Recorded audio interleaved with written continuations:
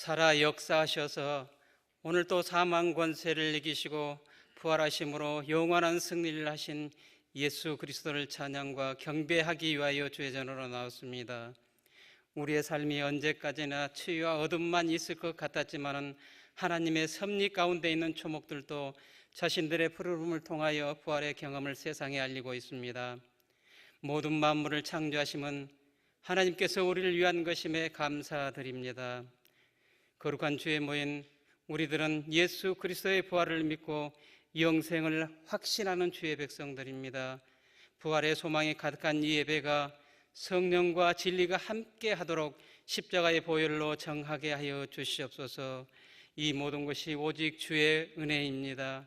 주님이 주신 은혜를 헛되이 받지 않도록 성령께서 우리에게 임하사 지금까지 잘못된 습관과 추하고 더러운 죄를 숨기려고만 애쓰지 말게 하시고 십자가 밑에 내려놓고 회개함으로 용서함을 받아 거룩함에 참여하는 자들이 되게 하여 주시옵소서. 거룩하시고 자비로우신 하나님 아버지, 우리가 이 땅에 살아가는 동안 주님의 부활을 믿는 자들로서 믿음의 덕을 세우며 살아가게 하시고 주님의 몸된 교회의 유기를 위하여 맡겨진 직분에 최선을 다하며 주어진 사명에 충성을 하는 자들이 되게 하여 주시옵소서. 무슨 일을 하든지 믿음의 찬 모습으로 참된 모습에서 벗어나지 않게 하시고 주님이 기뻐하시는 곳으로 향하여 가는 믿음의 아름다운 모습이 섬김과 순종의 자세로 행하게 하시고 기쁨과 주의 사랑에 감사하는 마음으로 감당하게 하여 주시옵소서. 우리 모두는 주께서 부르신 백성들입니다. 너무 안일함에 젖어 있지 말게 하시고 주님께서 우리에게 값없이 주신 사랑을 우리는 아끼지 말아야 할 수고가 무엇인지를 깨닫게 해주시고 믿음의 덕을 나타내는 일에 진실하게 우러나오는 감사함으로 주의 뜻을 이루어 나간데 조금도 부족함이 없게 하여 주시옵소서.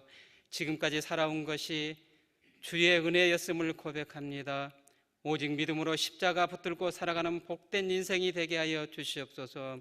오늘도 주의 종을 통하여 주실 말씀이 감춰진 귀한 보배를 찾는 은혜의 시간이 되게 하여 주시옵소서.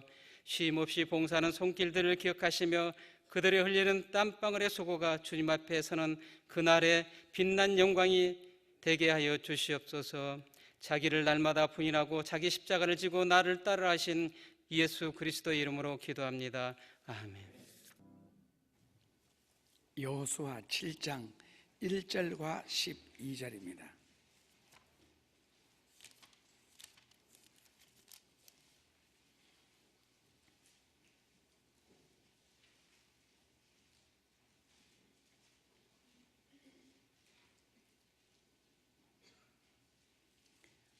(1절에) 이스라엘 자손들이 바친 물건을 인하여 범죄하였으니 이는 유다 지파 세라의 증손 삽디의 손자 갈미의 아들 아간이 바친 물건을 취하였습니다. 여호와께서 이스라엘 자손들에게 진노하시니라. 그 진노의 결과가 5절 나옵니다. 아이 사람이 그들의 36인쯤 죽이고 성문 앞에서부터 스바랄까지 쫓아와서 내려가는 비탈에서 쳤으므로 백성의 마음이 녹아 물같이 된지라. 여호수아의 반응이 나오죠. 6절에 여호수아가 옷을 찢고 이스라엘 장로들과 함께 여호와의 궤 앞에서 땅에 엎드려 머리에 티끌을 무릅쓰고 저물도록 있다가, 그래서 결론은요 12절에 그러므로 이스라엘 자손들이 자기 대적을 능히 당치 못하고 그 앞에서 돌아서나니 이는 자기도 바친 물건이 됨이라. 그 바친 것을 너희 중에서 멸하지 아니하면 내가 다시는 너희와 함께 있지 아니하리라.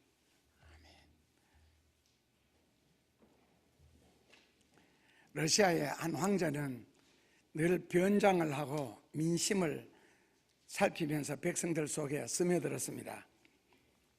이날도 변장을 하고 군인 막사를 다니다가 한밤중에 궁으로 돌아오는 중에 한 군인 막사에 불이 환하게 켜졌습니다. 그래서 역시 호기심에 가까이 가서 창문으로 이렇게 들여다보았더니 한 장교가 책상에 엎드려져 잠이 들었습니다. 그래서 방에 들어갔습니다. 보니까 머리에다가 권총을 겨누고는 이 술이 취해가지고 잠이 들어 있었습니다. 책상 위에 보니까 지금까지 자기가 도박을 해서 진 빚을 빼곡히 적어놨습니다. 누구에게는 얼마의 빚을 지고 또 누구에게는 얼마의 빚을 지고, 그러면서 사람 이름과 빚 액수를, 그리고는 제일 아래에다가 이만한 빚을 누가 갚아줄 거, 내용은 내가 이 빚을 갚지 못하고 이 유산장을 써놓고 죽게 되니 동료들에게 미안하다는 그런 유서 내용이었습니다. 그리고는 권총으로 자살을 하려고 자기 머리에 대고, 그런데 술에 취해 잠이 들었습니다. 황제가 집으로 돌아오다가 제일 마지막에 쓴 글이 거슬렸습니다. 이만한 빚을 누가 갚아줄꼬? 그래서 황제가 다시 가서 나 니콜라이가 갚아주리라 라고 밑에 사인을 했습니다. 나 니콜라이가 갚아주리라. 대위는 아침에 잠에서 깨어나서 자기가 쓴 유언장을 다시 읽으면서 머리에다 총을 겨누었습니다. 그런데 제일 아래 이만한 빚을 누가 갚아줄꼬? 거기 보니까 나 니콜라이가 갚아주리라.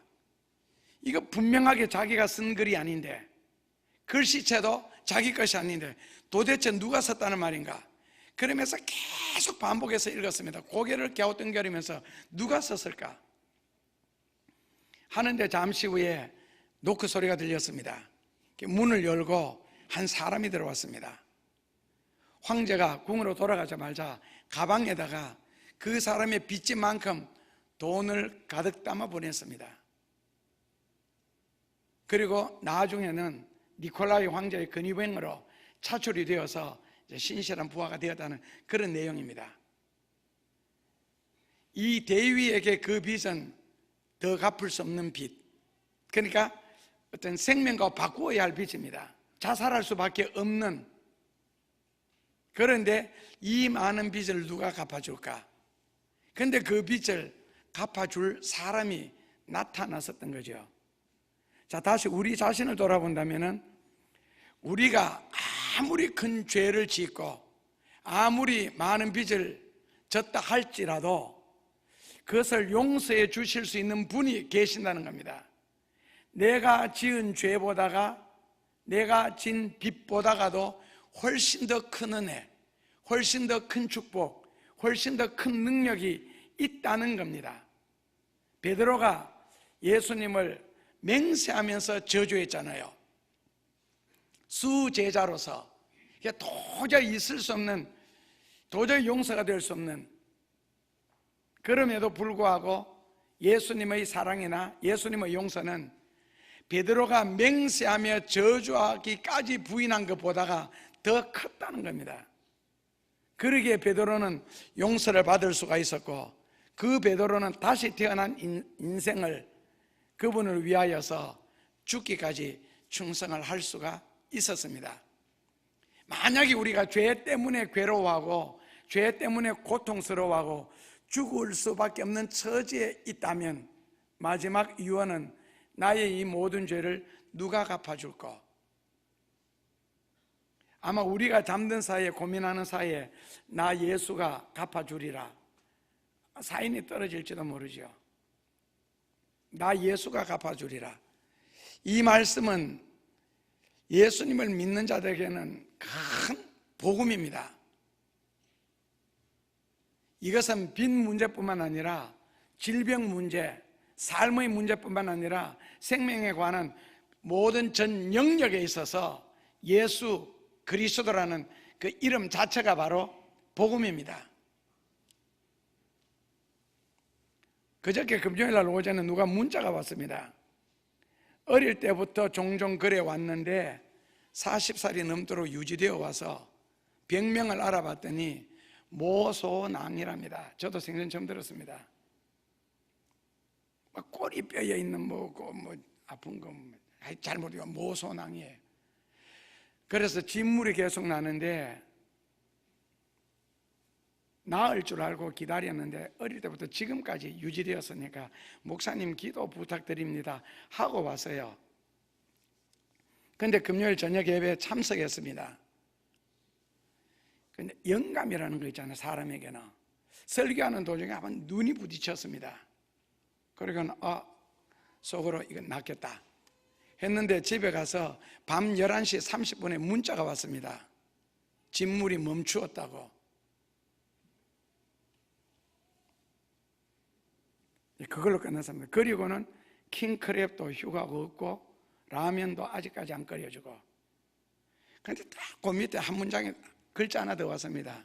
역시 목사님 짱. 그것이 답니다. 생음성으로 전화를 해서 목사님 고맙습니다도 아니고 문자로 목사님 짱. 하기야 뭐 문자로 기도 부탁했으니까 문자로 끝내면 되겠죠. 서로 참 편하잖아요, 그죠? 그 하루 전날 목요일에는 죽을 듯한 음성으로 전화가 왔습니다. 목사님 죽을 것 같아요. 아파서 죽겠어요. 앞으로 죽을 것 같은 다급한 일이 생기면 119에 전화를 하세요. 저한테 하지 말고. 꼼짝도 못하겠다. 어디에요? 했더니 강남까지 가서 어디냐고 했더니 승용차 안이래요.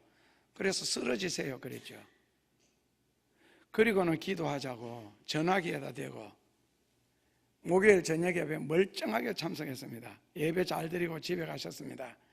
물론 라면은 아직까지도 없고 감사합니다 짧은 문자로 끝났습니다. 예수님께 다 감사들 하시겠죠. 자, 예수님은 다급할 때나 여유 있을 때나 모든 사람에게 복음입니다. 특별히 예수님을 잘 믿는 사람에게는 범사에 예수님이 복음입니다. 굿 스펠요, 굿 뉴스요. 예수님의 은혜나 예수님의 능력이 먹혀 들어가지 않는 곳이 없고 풀리지 않는 문제가 없을 뿐만 아니라 사람의 영혼 속 마음속 깊은 곳에서부터 시작을 해서 세상의 어떠한 현장에도 이르지 않은 곳이 없고 안 계신 곳이 없고 하시지 못할 일이 없기 때문에 예수님은 항상 어디에서나 복음이 됩니다. 그게 지금 곧 다 죽을 수밖에 없는 풀무불 속에서도 예수님은 복음이고 감옥 속에서도 예수님은 복음이고 죽어가는 사람에게도 예수님은 복음이고 태어나는 어린애에게도 예수님은 복음입니다. 예수님은 시간이나 공간에 구애를 받지 않고 역사하시기 때문에 그렇습니다. 믿는 사람에게는.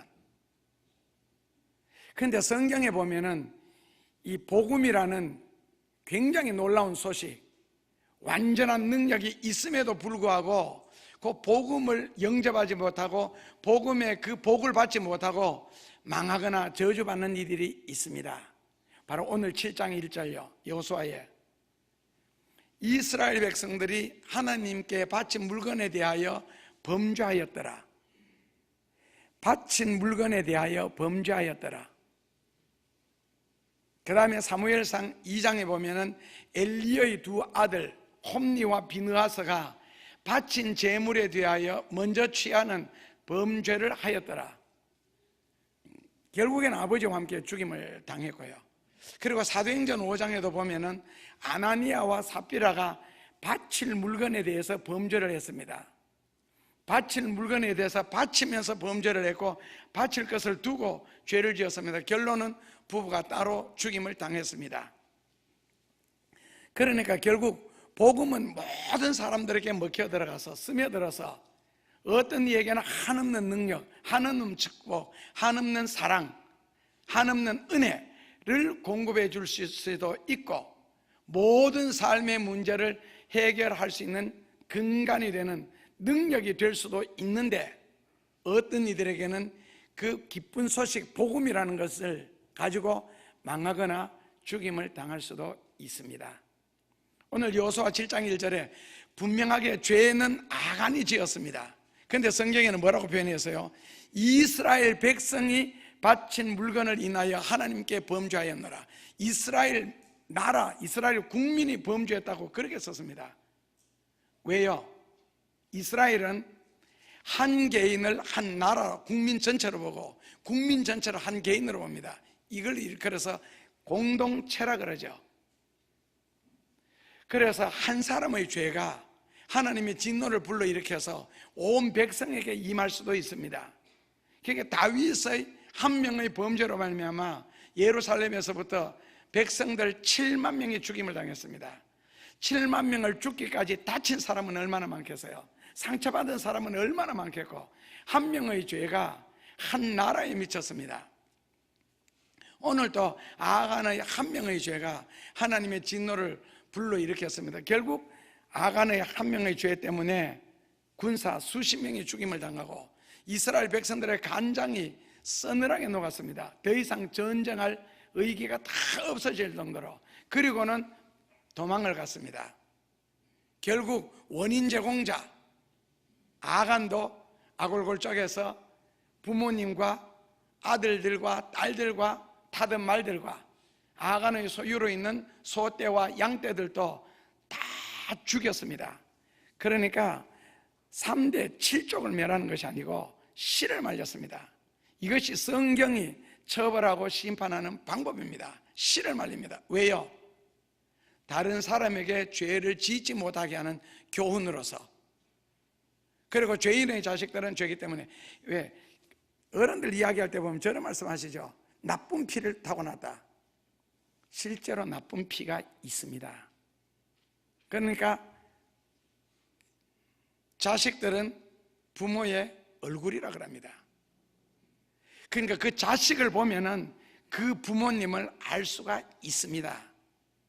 안 좋은 행동하고 안 좋은 일을 하고 나쁜 생각을 할 때에 임신을 해서 아이가 태어나면 그 아이는 나쁜 피를 가지고 태어납니다.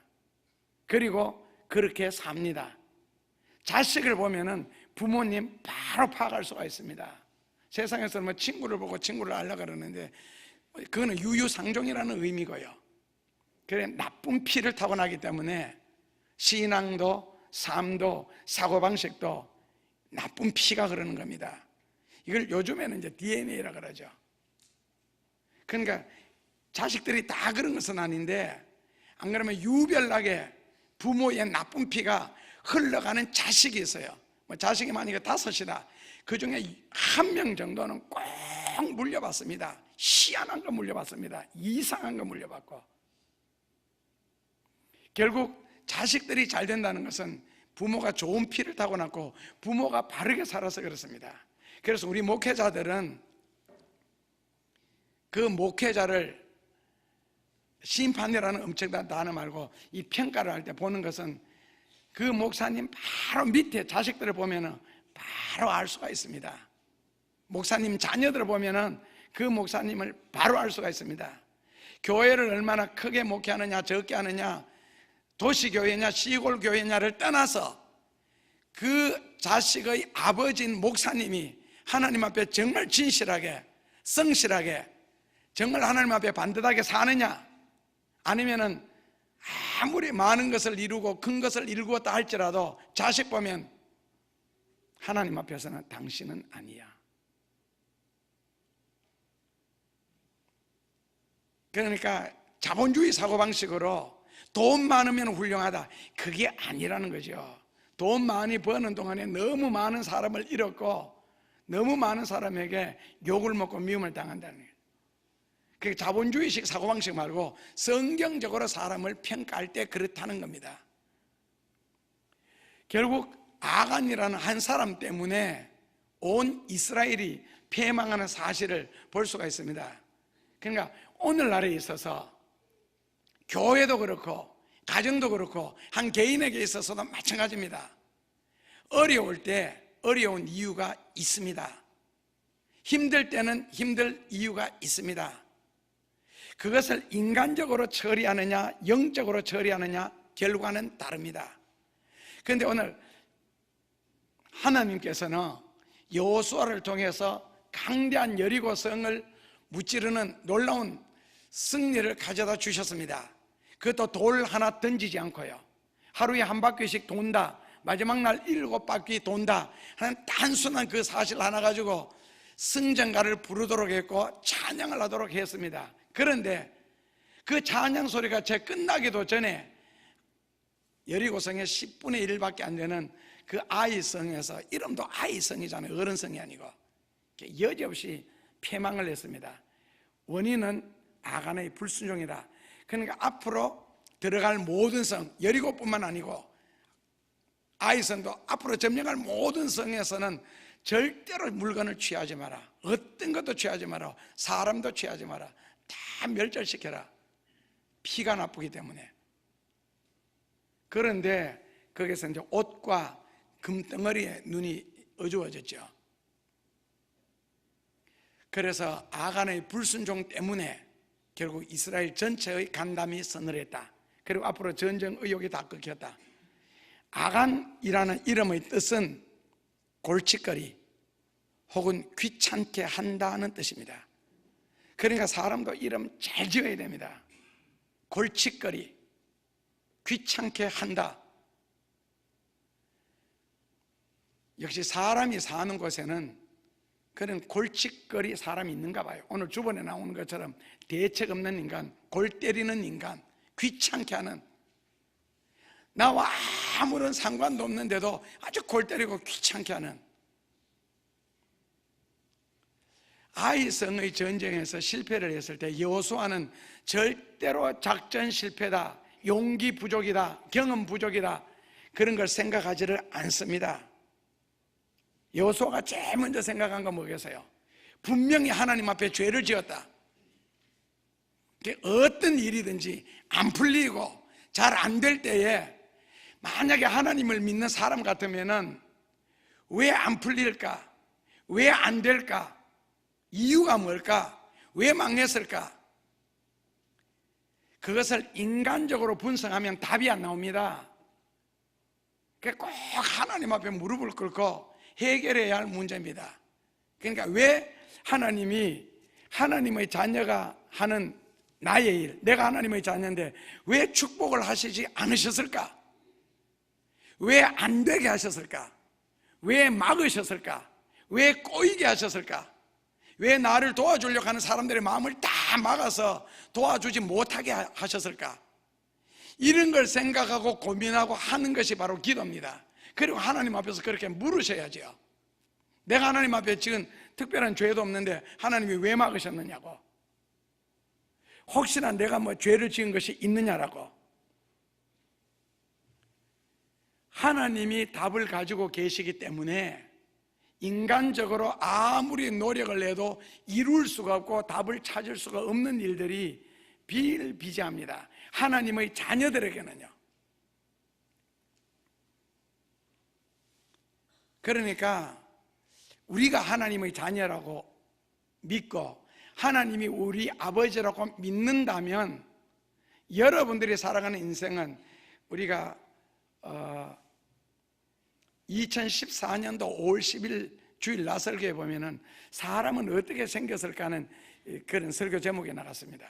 거기에 보면 DNA 이야기를 해요. 그러니까 우리나라 지도는 어떻게 생겼을까? 예쁜 토끼 모양일까? 포유한 호랑이 모양이냐?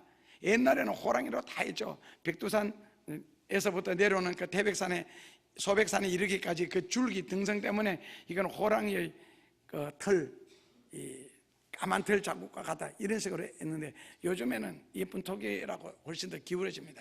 근데 거기에서 사람이 타고나는 거 있잖아요. DNA요.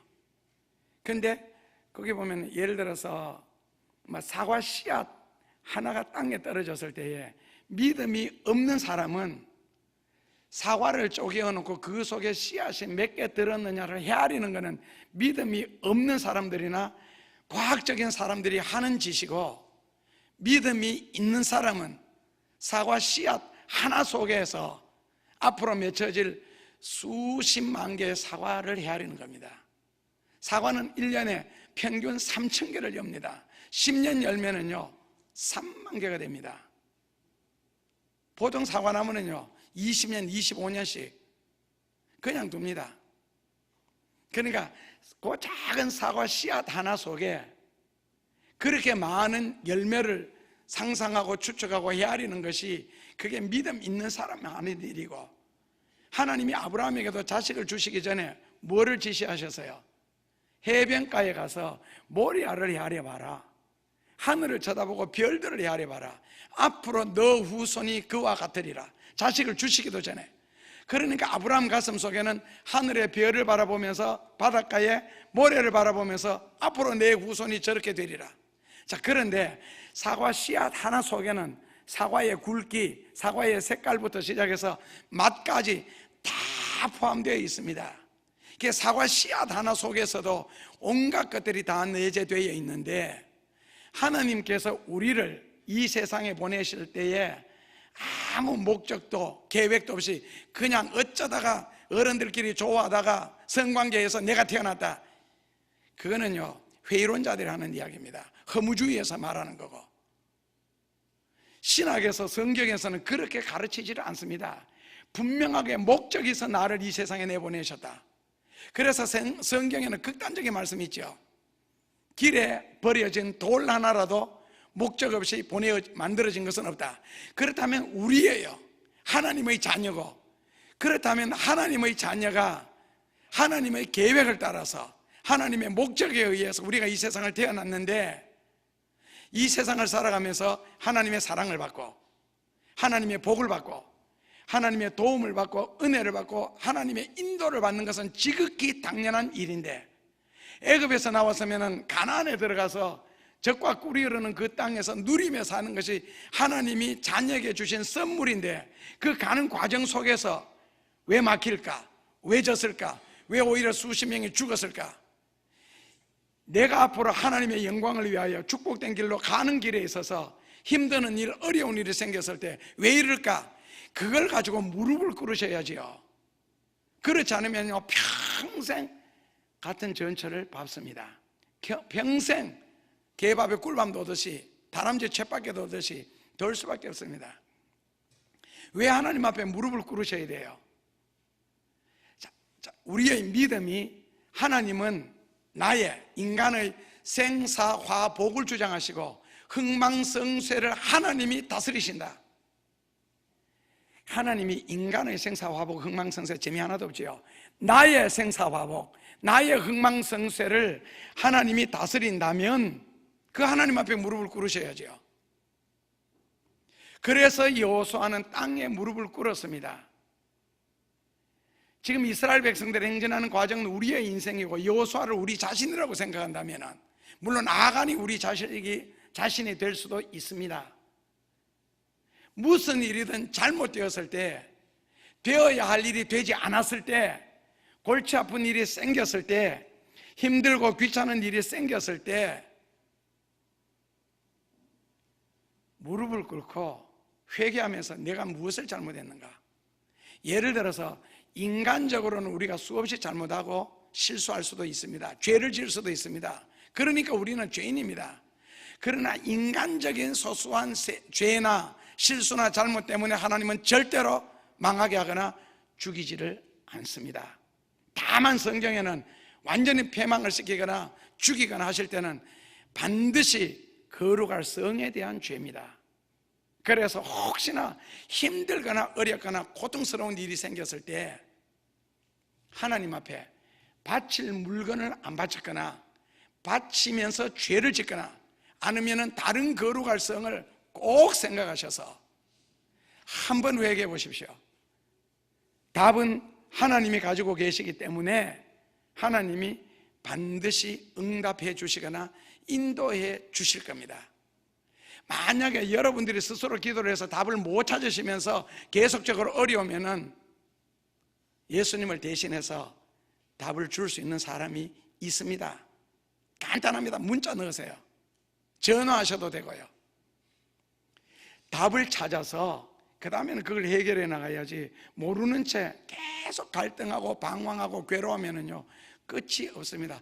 결국에 하나님 앞에 인간이 오기를 부리거나 고집을 부리면은 자기만 손해보고 실컷 당한 후에 마지막에 천부의 의지 없어서 손들고 옵니다라고 합니다. 그래서 인생을 현명하게 사는 모습이 필요하지 않나. 왜 그런 쓸데없는 고생을 할 필요 없잖아요.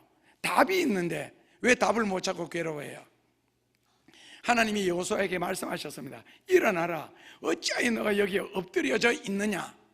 너 백성이 범죄하였느니라. 이스라엘이 범죄하였느니라. 내가 그들에게 명한 나의 언약을 그들은 어기었고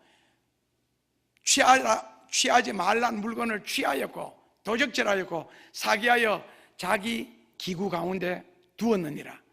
너는 그 물건을 다시 빼앗아라. 빼앗기 전에는 너는 앞으로 어떤 일에도 성공하지 못하리라. 그리고 내가 다시는 너와 함께 하지 아니하리라. 빼앗아라. 죽여라. 바친 것은 다시 빼앗아 하나님을 만족하실 때까지는 절대로 승리하지 못한다는 겁니다. 바친 물건은 더 이상 사람의 것이 아닙니다. 바치려고 작정만 해도 이미 내 것이 아닙니다.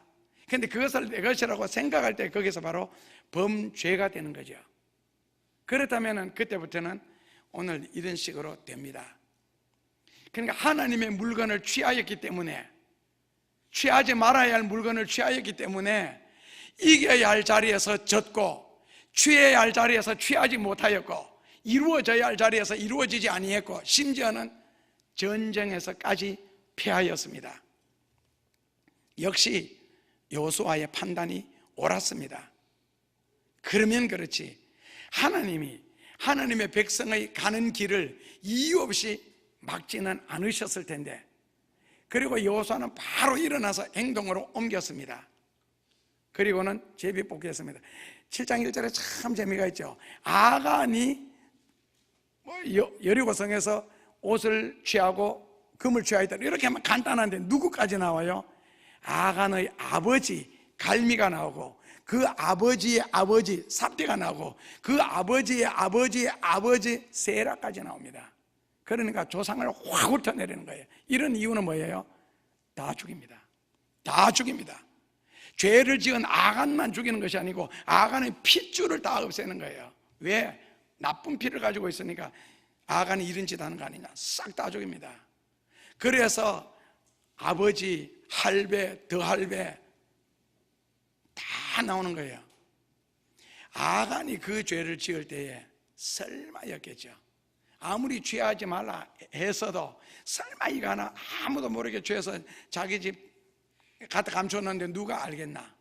그리고 대수롭지 않게 생각했던 작은 불신이죠. 근데 이것이 이렇게 엄청난 일이 일어날 줄로는 생각이나 했겠어요. 그리고 보통 사람들이 그런 생각이나 하고 살겠어요. 아간 자신도 생각을 하지 않았고, 그런 죄를 지으면서 분명히 하나님 취하지 말라고 했는데 마음은 조마조마하면서도 설마 하면서 또 해봤겠지요. 항상 보고 계시는 이가 계셨습니다. 시편 94편 90절에 있는 것처럼 눈을 지으신 자가 어찌 보지 아니하시겠으며.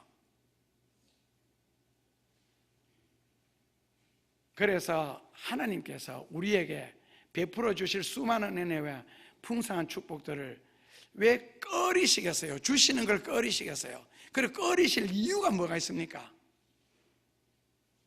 롯의 처가 소돔과 고모라를 벗어날 때 뒤를 한번 돌아본다, 아무렇지도 않죠. 대수롭지 않은 행동이고, 그리고 한번 돌아보는 것이 그게 뭐 하나님 앞에 그렇게 큰 불경이고 그렇게 큰 죄를 짓는 겁니까? 불경도 아니고 큰 죄도 아닙니다. 고개 한번 살짝 돌려보고 소돔과 고모라가 어떻게 불타는지, 그래서 앞으로는 다시는 저런 죄를 짓지 않겠다는 그런 결심도 할 수 있는 좋은 기회고, 그 하나님의 심판이 무지막지하다는 걸 깨달을 수 있는 좋은 기회인데, 그거 한번 돌아본 게 그게 무슨 그래 큰 죄입니까? 죽을 죄입니까? 죄 맞습니다. 성경의 대답은 간단합니다. 진리에 대한 도전입니다. 진리에 대한 어그림이고, 뒤를 돌아보지 마라, 돌아보는 날에는 정령 죽으리라, 이건 진리입니다. 그리고 누군가가 그렇게 말씀하셨으면 그 말씀하신 대로 반드시 진리는 이루어집니다.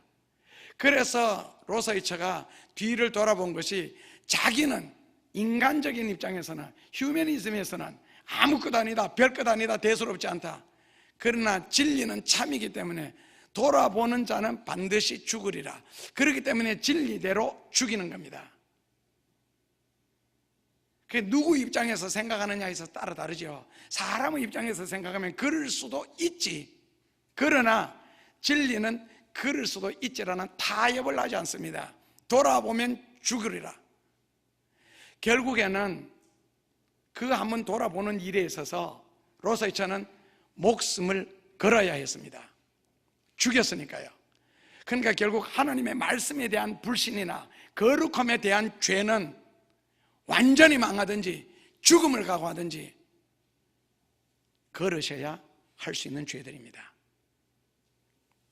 차라리 간음하다가 현장에서 잡힌 여인은 용서를 받았습니다. 큰 죄는 용서를 받았습니다. 사소한 것들이 은혜의 문을 막고 기도의 문을 막고 축복의 문을 막습니다. 우리 속담에 있는 것처럼 미꾸라지 한 마리가 온 도랑의 흙탕물을 일으킬 수가 있고, 아가서에 나오는 것처럼 작은 여우 한 마리가 포도원을 허는 경우도 허다하다는 겁니다. 그래서 아가서 2장 15절에는 하나님은 악을 조성하는 것은 그 싹부터 없애라. 싹부터 없애라.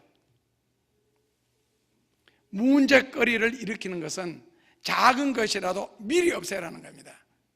세상적인 말로는 요즘 징비록을 통해서 이제 그 임진왜란 이야기 나오잖아요. 그러면서 하는 말이 뭐예요? 전쟁이 일어날 것을 미리 나한테 이야기를 해서 막도록 해야지. 이제 유비무환이라는 거예요. 근데 말 안 해서요. 할 때는 안 들었잖아요. 일어나니까 책임을 나면 되니까는. 그래서 유비무환입니다. 세계에서 장애인이 없는 나라가 있고 안경을 끼지 않는 나라가 있습니다. 장애인이 없는 나라는요, 북한입니다. 어린아이가 딱 태어날 때 장애인이 태어나면 그래 산모는 보지도 않습니다. 딱 질문 안 하죠. 북한 말로 일 없어? 그러면 산부인과에서 나온, 안 그러면 아기를 받아주는 사람이 일 없어? 그러면 이제 한숨을 쉬면서 아이를 안습니다. 보고 대답 안 하면은요 바로 비닐로 봉지에 넣어가지고 밖에 나가서 나무 밑에 파묻어 버립니다. 그러니까 북한에는 장애인이 없는 거예요. 뭐 인권이나 인격이 있는 건 뭐 생명의 소중성 그런 걸 말하고자 하는 것이 아니고, 그리고 캄보디아에 가면은요 길에서 안경 낀 사람이 없습니다. 1976년도 킬링필드에 일어나서 약 120만 명을 죽일 때에 안경 낀 사람 다 죽였습니다. 왜? 안경 낀 사람은 공부한 사람이니까요. 그래서 공부한 사람은 다 죽였습니다. 그래서 지금도 그 사람들은 안경을 안 낍니다. 그 아픔 때문에요. 그래서 아가서 2장 15절에 악이 될 만한 것은 싹부터 없애라.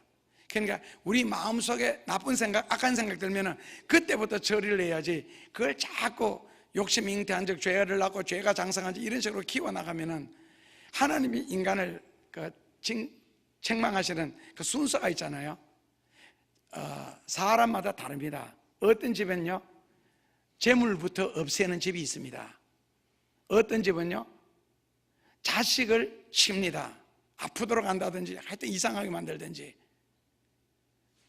왜? 본인을 병으로 치면 본인은 견디니까요.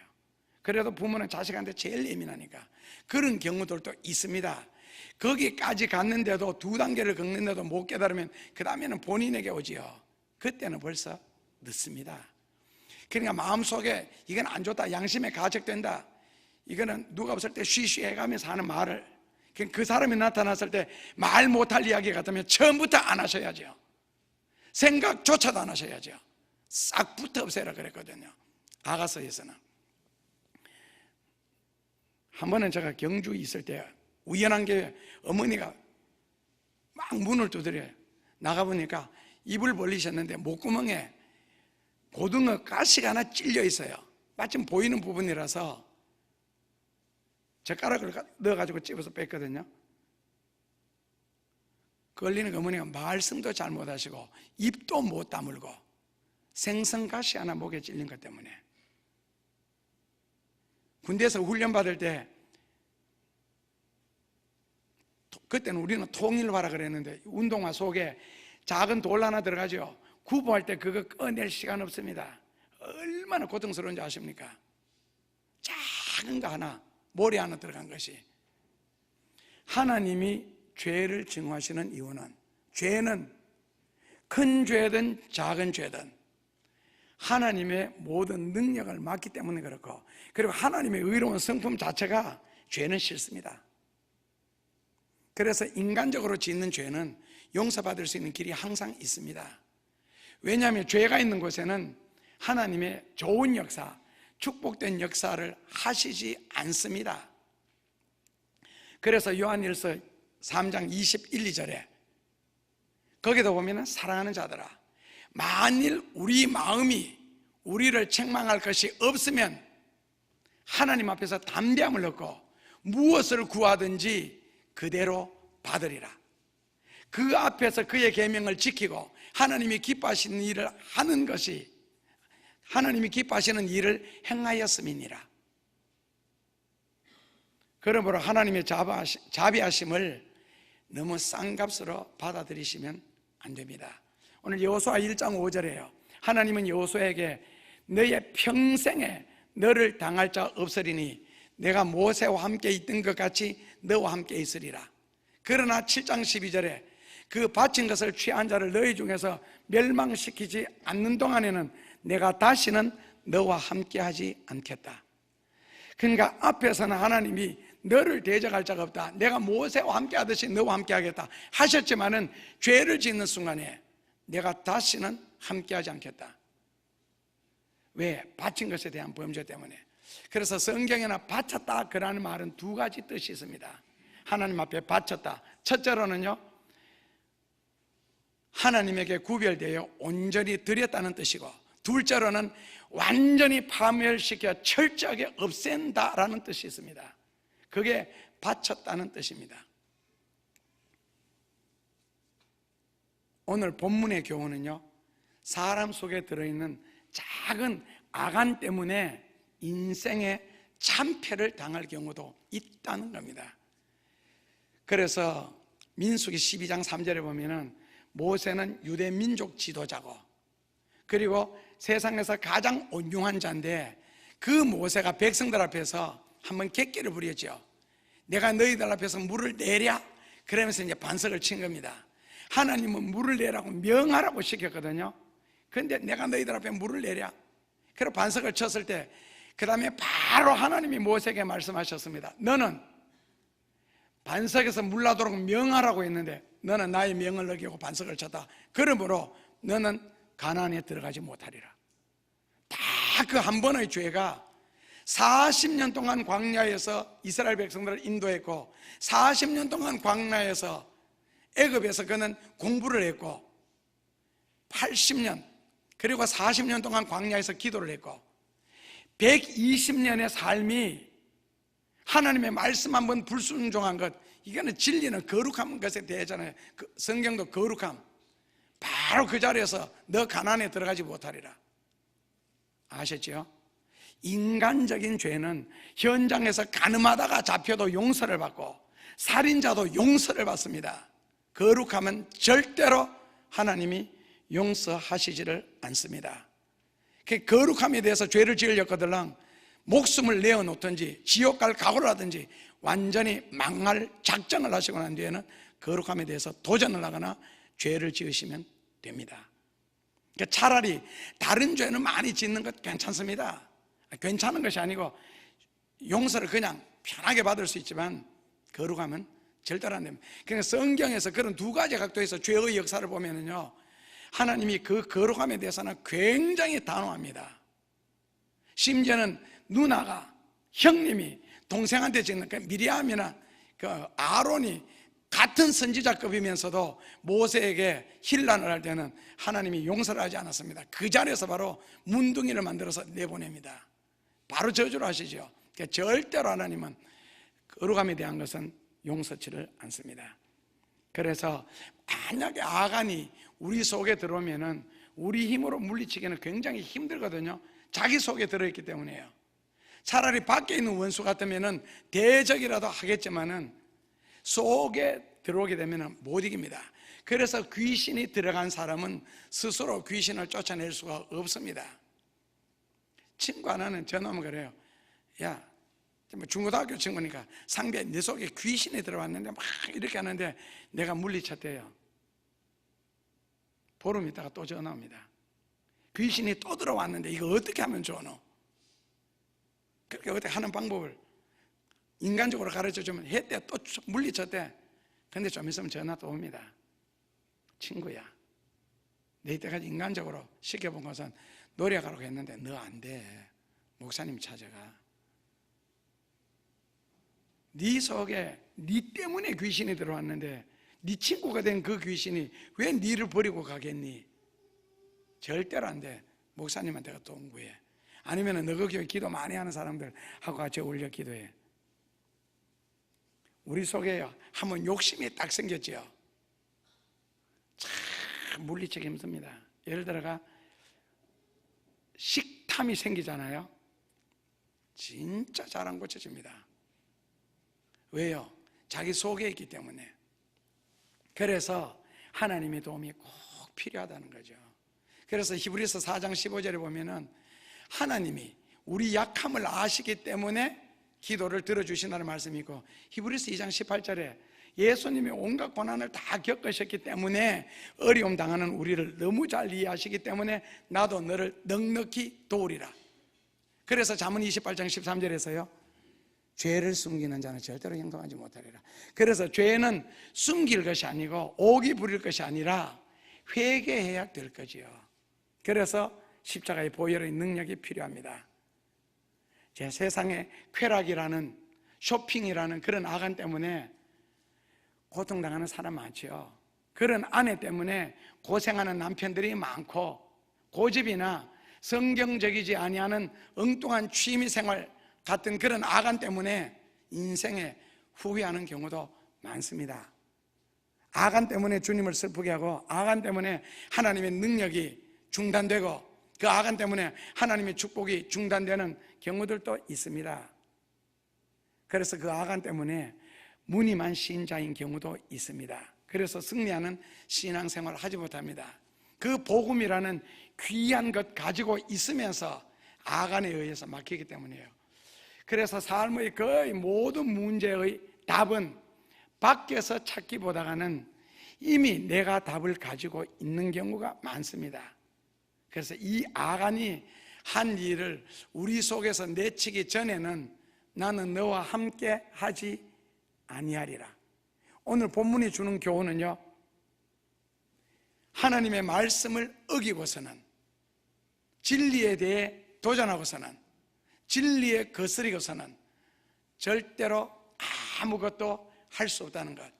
요한복음 15장 2절 이하에 있는 것처럼 너희가 나를 떠나서는 4절 이하에 아무것도 할 수 없다는 거예요. 그러면 간단하잖아요. 죄를 지으면 자동으로 떠나게 되는 거니까요. 그래서 하나님이 축복하지 아니하시면, 하나님이 도와주지 아니하시면 인생이 무척 힘들다는 거예요. 그래서 꼭 무릎을 꿇고 아간의 교훈을 받았으면 좋겠습니다. 쓸데없는 고생, 쓸데없는 고통 하지 말고 우리 삶을 돌아보면서 쓸데없는 괴로움도 겪지 말고 오히려 진리 안에서 자기를 돌아봄으로써 진리에 순종하는 수고를 통하여 일생을 형통하게 살 수 있기를 주님의 이름으로 축원합니다. 예수님 감사합니다. 아간을 통하여 인생의 교훈을 받고 하나님을 찾습니다. 축복해 주옵소서. 예수님 이름으로 기도하옵나이다. 아멘. 사랑하는 형제들아, 견고하며 흔들리지 말며 항상 주의 일에 더욱 힘쓰는 자들이 되라. 오늘도 주의 일에 힘쓰기를 소망하며 하나님께 예물 드립니다. 받아주시옵소서. 세상에 많은 사람들이 살지만은 물질에서 자유할 수 있는 사람은 그리 많지 않습니다. 그래서 저희들 그것을 위해 항상 기도합니다.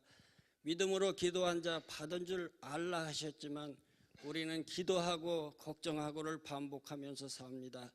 이제 기도하고 온전히 그분께 맡기는 믿음을 허락하셔서 현실에서 기도가 이루어지는 것을 체험하며 사는 저희들 다 되게 하여 주시옵소서.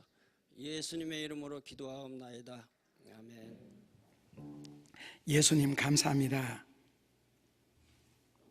방금도 기도하였듯이 세상에는 건강과 돈으로 정신적으로 자유하는 사람들이 그렇게 많지 않습니다. 그러나 저희들은 우리나라의 3% 안에 들어가서 그렇게 살 수 있도록 축복하여 주옵소서. 그리고 우리의 자녀들 중에는 0.1% 안에 들어갈 귀한 훌륭한 좋은 자녀들이 태어날 수 있도록 꼭 축복하여 주옵소서.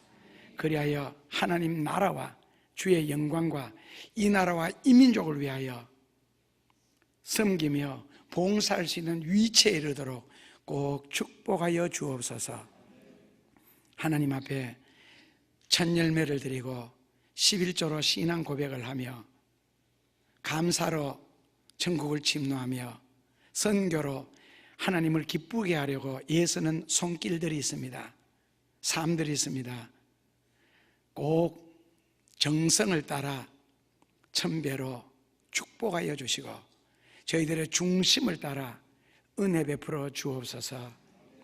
예수님, 그리고 주님과 더불어 승리하는 인생이 되도록 일마다 때마다 무릎으로 범사를 처리할 수 있도록 여호수아를 본받는 저희들에게 아울러 축복하여 주옵소서. 이름도 없이 빛도 없이 십자가 뒤에서 말없이 밤마다 기도하는 무릎도 있습니다. 그리고 삶의 현장에서 땀 흘리며 애쓰는 사랑하는 교우들이 많이 있습니다. 어떤 방법으로든지 주님 함께하여 주시고 축복하여 주시고 꼭 역사하여 주옵소서. 뿌리는 곳에는 반드시 싹이 트게 하시고 많은 열매가 맺혀져서 큰 나무로 자라서 많은 사람들을 풍성케 할 수 있는 저희들이 되도록 역사하여 주옵소서. 귀한 젊은 청년들 주심을 감사합니다.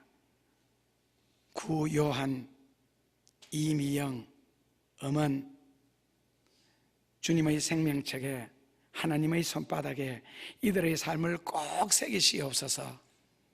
그리고 젊었습니다. 인생에 열심을 다하여 주시고 땀 흘려 사는 법을 터득하여 이 땅 위에 머무는 동안 이 나라의 3%가 되게 하여 주옵소서. 엄은 꼭 네팔을 위하여 섬기는 자가 되도록 영육간에 크게 축복하여 주옵소서. 이미영, 구요한, 하나님 감사합니다. 저들 가슴 속에 떨어진 귀한 진리의 씨앗이 잘 자라날 수 있도록 영육간에 축복하여 주옵소서. 이 시간 하나님 앞에 드려진 모든 손길들 함께 기도하며 믿음으로 살려고 해서는 사랑하는 영혼들 아울러 기억하여 주시어 주의 큰 품으로 저희들을 품어주시옵소서. 그리고 주의 이름으로 승리하게 하옵소서. 범사는 형통하도록 축복하여 주옵소서. 기도를 이루실 예수님 이름으로 감사하며 기도하옵나이다. 아멘.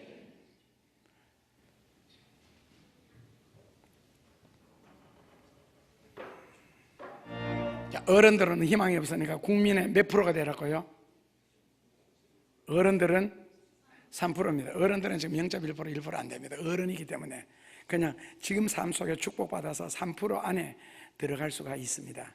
그 다음에 우리의 자녀들은요, 1%가 아닙니다.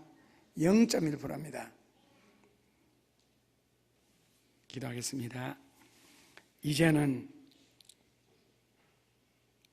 귀한 길로, 선한 길로 하나님의 목적과 계획을 이루시려고 저희들 속에 그런 피를 예수님의 피로 갈아주셔서 하나님의 자녀가 되게 해주시고 흘려주신 그 보혈의 은혜로 새 사람이 되게 하시고 성령의 큰 역사를 통하여서 저희들로 하여금 귀한 자리, 복된 자리, 하나님 앞에 영광 돌릴 3%로 인도하시려고 온갖 방법으로 축복하실 예수님, 그 은혜를 힘입기 위하여 특별히 성에 대해서는 죄를 짓지 말게 하시고, 인간적인 죄는 회개함으로써 하나님이 나를 통하여 역사할 수 있도록 만들 수 있는 저희들에게 스스로를 축복하여 주옵소서.